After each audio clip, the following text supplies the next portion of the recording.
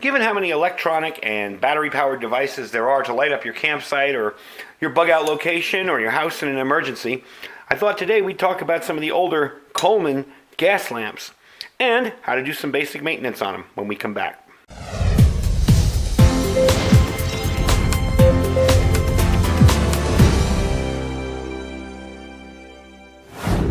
All right, everybody, thanks for joining me today. Today I want to show you pretty much a little deal I got here, and I want to give you a little information on how to do one of the most basic, simple maintenance tasks that there is with one of these gas-powered lanterns. Now, this is a 1990, because the date is on the bottom on these. If you look, you'll see a month and a date, and it's 1990. So this is a 1990 model Coleman, was it 288? 288A, two-mantle, adjustable multi-fuel lantern. I picked this up at Goodwill. Get ready for it, for $8, $7.99. It's amazing.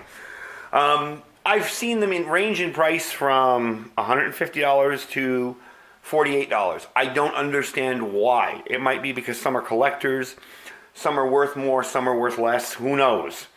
Anyway, this one works. That's all I knew. The interesting part was there wasn't really much wrong with it. It was dirty. It was very, very dirty. It had been outside for a very long time. There was some, I don't know if it was crayon or something on the globe melted. It still was fueled with gas, full of fuel. As a matter of fact, it's still in there. I still have the fuel that I picked it up with. I forget the proper name for it, but the leather part in the pump was shot, so I had to replace that.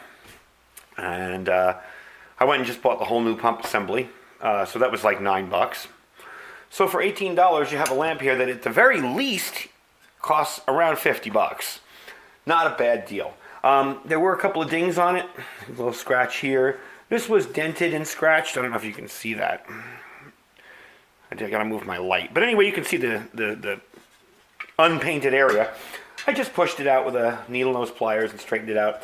I'm not going to bother to paint it and fix it up because, first of all, this is baked on ceramic, and any paint you put on there will just burn off. And second of all, it's a tool, you know. The only other scratch was on top here where you put this back down. I suspect from years of opening and closing that gets worn off. So I'm going to show you how to change mantles. These are not the original mantles that came.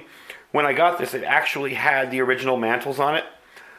They were hanging off to the side. But I got it home, was able to pressurize it just enough to test it, because like I said, the pump was kind of shot, and it burned. It burned with beat up mantles, but it worked. So I'm going to show you how to take it apart first.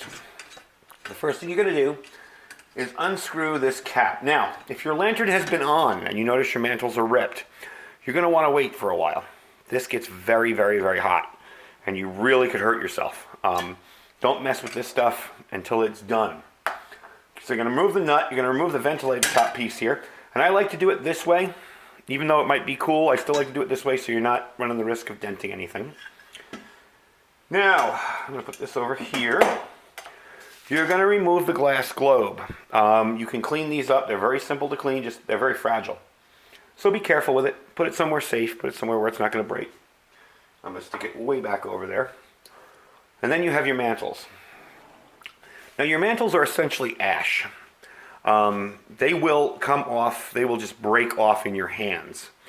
So what you want to do, especially if they're like, let's make an example out of these. There, that one's ripped. If it looks like that, you want to replace it. Now I did replace the ones that were on here originally. These are fairly new. I'm just damaging them for the video. So there's nothing wrong with them, except until I ripped it. But as you can tell, they're really, really not much left to them. So I'm going to move in close, and we're going to take a look at it and see, display how I'm going to take it all apart and put it back together again with the new mantles. All right, we're up close. I'm going to show you how to take these off generally. As a general rule, I just pull them off like that. You're going to have a string left on here. Sometimes that string can be difficult to get off. If it is difficult to get off, what I like to do is take an X-Acto knife, get in there and cut it, and loosen it up, and that should all come off. Now you see some residue down here. Try and clean it up as best you can, but it's really not, end of the world imperative. if you get it all off there. It's not going to damage anything or hurt anything. So we're going to get the other one off now. And I'm not used to working up this close with my camera. It's kind of cool. I figured I would get a little tripod to make it easy for you guys to see when I'm working up close on something. Because I noticed in some of my videos you can't always tell what's going on from me being so far away. Now, you'll notice the burner areas here. This is a good time. If you want, you can clean those areas off. I like to use a little toothbrush. They're not really all that dirty, but it's a good time to get them, wipe off any residue and excess. Same with down here. Real simple. Okay. Next step is you take your new mantles. Now these will look huge when you first get them, but we're going to take care of that in a minute. You're going to take the where the string goes through here. See that? And you're going to pull it through. And you're going to tie a very basic knot. Just a basic, I don't know the proper name for it, but the knot you tie in your shoes before you tie the final knot. You're going to do that once, okay? And I suggest, just for safety's sake, to do another one right behind it. Okay? So that's on there pretty good. Now your next step is going to be to cut off any excess. You want to trim off this excess stuff here.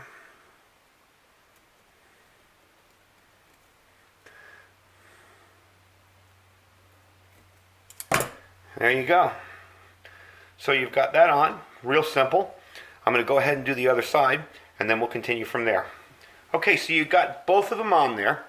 Now we're going to do something that seems really counterintuitive and almost crazy, if you're new to lanterns. We're going to burn these, because you want these to become ash, so that you can have the reaction with the gas. So the first thing you're going to do is take a lighter, or a match, doesn't matter, and burn these in. This is priming them.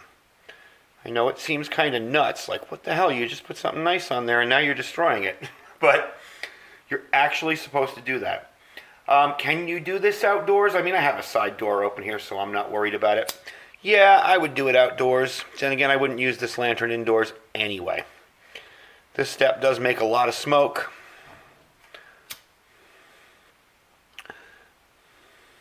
And I even try to get up top on the mantles, because that area will burn for a while after you've done this if you don't get it going. Alright, so I'm going to let those burn off. You got a really cool effect down here. It's like a fog machine. I'm going to let those burn off and finish burning and finish up even the little bits here. And then we're going to come back and light it, and I'll show you how it works once it's done. Alright, got it all burned in. I let it burn a little bit more. There's still a little very small amount of like ash going on there, a little bit of fire. But they're almost all done. They're pretty good. So what we're going to do is we're going to take the globe and reassemble. So you just gently put the globe back on there. There we go.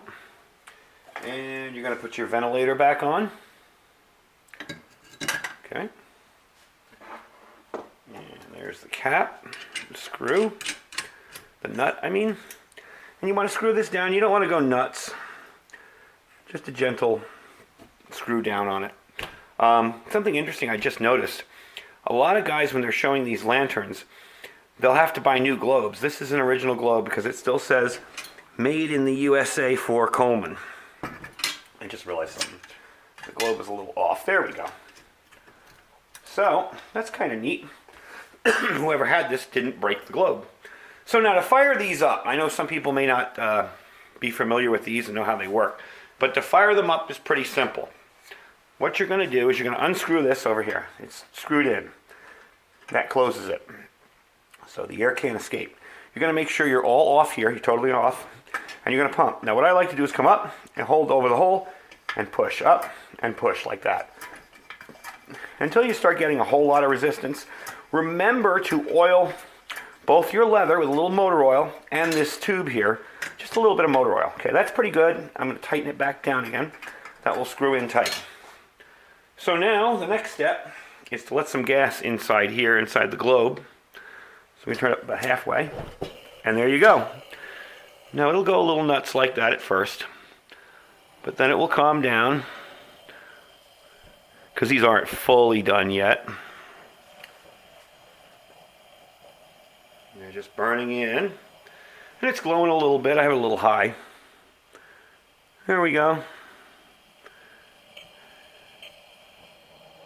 There you go. And you got your lantern back working again. So it's a pretty simple operation. The mantles for these come in packs of either 2 or 4, 2 sets or 4 sets. Very simple to do. And these are really handy. You know, they let off a lot of light. Like I said in the intro, a lot of times people forget the usability and the good quality of something like this, and also the affordability of something if you find it in a thrift store. I mean, you know, to find this in a Goodwill, in the condition it's in, pretty darn good, almost new, is amazing for $8. And for those of you that don't believe me, I'm going to cover up the address. I don't know if you can see the $7.99 Goodwill furniture blue lamp. I don't know why they call it a blue lamp. But, I mean, yeah, you know, this is another thing where it pays to go to thrift shops, pays to look around for your gear.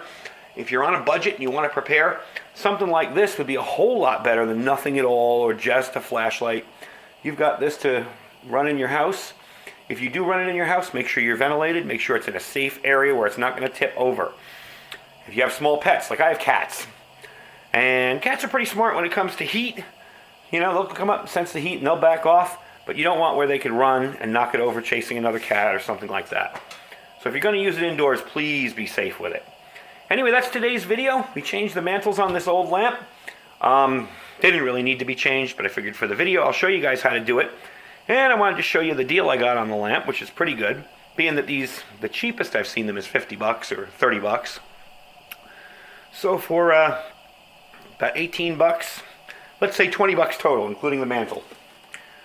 $20, it's back in business and working.